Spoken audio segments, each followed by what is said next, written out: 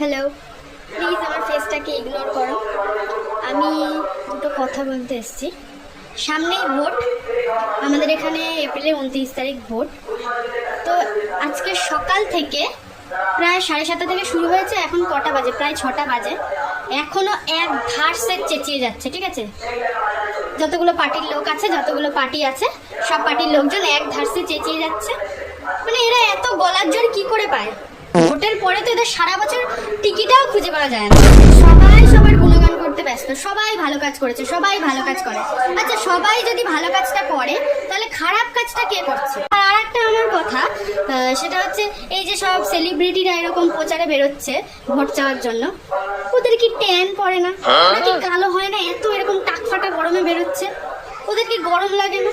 আমরা তো ঘরে থেকে থেকেই কালো হয়ে যাচ্ছি, গরমে অস্থির হয়ে যাচ্ছে। এত বিউটি কোথা থেকে আসে ভাই? ওরা কোথায় রাখে এত বিউটি?